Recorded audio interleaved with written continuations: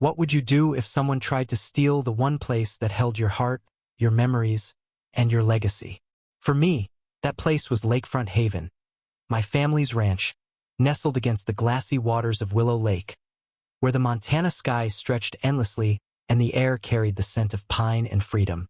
It was more than land, it was my father's dream, my mother's laughter, and my promise to keep it safe.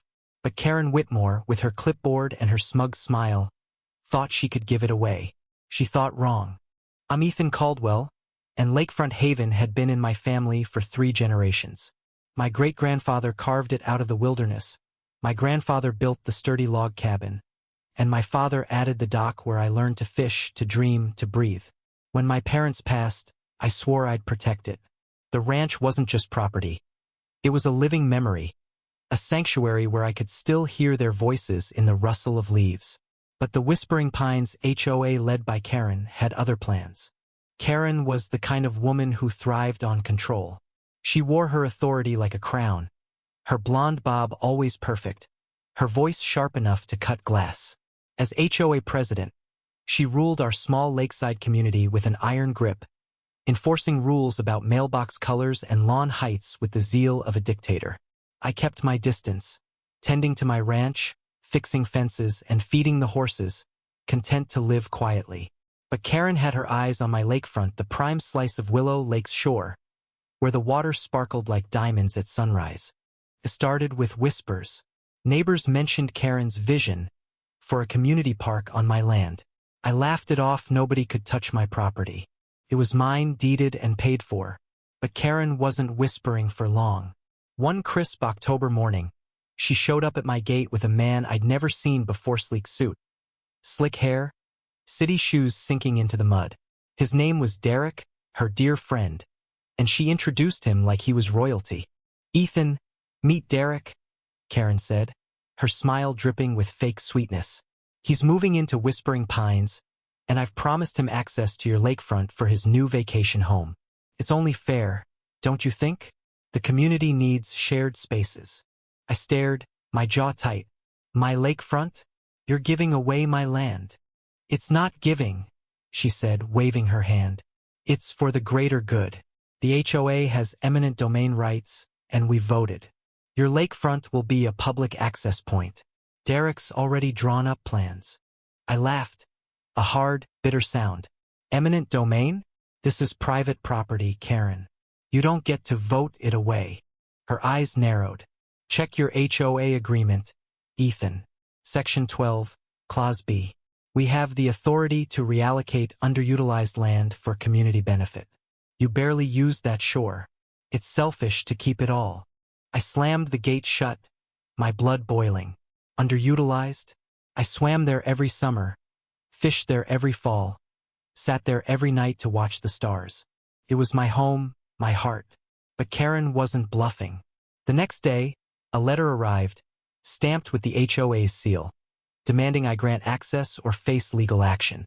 Derek, it turned out, was a real estate developer with deep pockets and deeper connections. Karen wasn't just giving him my land, she was getting a cut. I dug into the HOA agreement, spending sleepless nights poring over fine print. She was right about the clause, but it was vague, untested in court.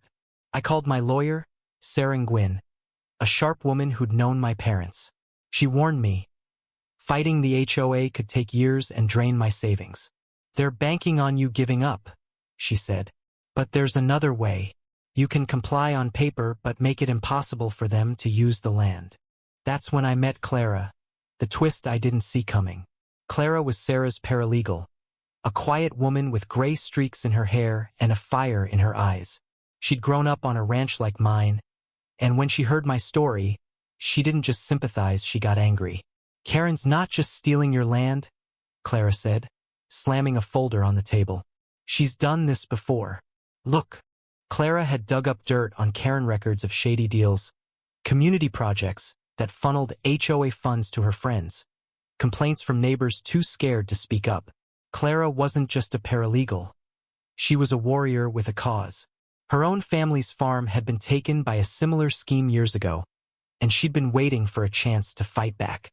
"We're not just saving your ranch," she said. "We're exposing her." The plan was simple but bold. I'd give Karen her access, but on my terms. I spent weeks designing it, pouring every ounce of my frustration into it. I hired a crew, and we worked under the cover of dawn, when the lake was still and Karen's nosy patrols were asleep. We built a fence, not just any fence, but a fortress. 10 feet tall, steel reinforced, topped with decorative spikes that gleamed in the sun. It ran the entire length of my lakefront, cutting off the shore from the rest of Whispering Pines. Legally, it was on my property, inches from the boundary line. The HOA could have their access through a single narrow gate, locked with a key only I held. The morning it went up, Karen's scream echoed across the lake. She stormed to my door, Derek trailing behind, his face red with rage. "This is an outrage," she shrieked. "You're defying the HOA. That fence is an eyesore." "It's on my land," I said calmly, leaning against the gate. "You wanted access. There's the gate. One person at a time as per the agreement." "You can't do this," Derek sputtered. "I'm building a luxury home. I need that view." "Then buy your own lakefront," I said. "This one's mine." The HOA meetings that followed were chaos. Neighbors, emboldened by Clara's research, started speaking out. Karen's reign was crumbling, but she didn't go quietly. She filed lawsuits, sent inspectors, even tried to have the fence torn down, claiming it violated aesthetic codes. But Clara had prepared me well. Every bolt, every post was within regulations. The fence stood firm, a silent middle finger to Karen's greed. For a moment I thought I'd won. The lakefront was safe, Derek's plans stalled, and Karen's influence was fading. But victory came at a cost I hadn't anticipated.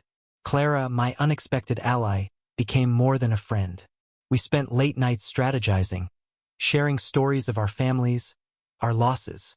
I started to imagine a future where Lakefront Haven wasn't just mine but ours. Then, one evening, she didn't show up for our usual coffee at the diner. I found her note the next day, slipped under my door. Clara was sick, terminally so. She'd known for months but kept it quiet, pouring her remaining strength into our fight. "You reminded me why I loved the law," she wrote. "Protecting your ranch gave me purpose. Keep fighting, Ethan. For both of us." She was gone by week's end, her ashes scattered over a ranch she'd never see again. The day I got the news, I sat by the lake, the fence looming behind me. It was a triumph, but it felt hollow. Karen was disgraced, her HOA board dissolved, and Derek slunk back to the city. But Clara, the woman who'd turned the tide, was gone. The lake sparkled, the pines whispered, but the ranch no longer felt like home. It was a monument to a fight won, but at what cost? I'd saved the land, but I'd lost the one person who understood why it mattered. I still walk the lakefront every evening, key in my pocket, the fence casting long shadows. It's a barrier that silenced Karen and her HOA, but it couldn't keep out the grief. The water reflects the stars, just as it always did. But now it reflects something else, a reminder that some victories are too bitter to celebrate. ND.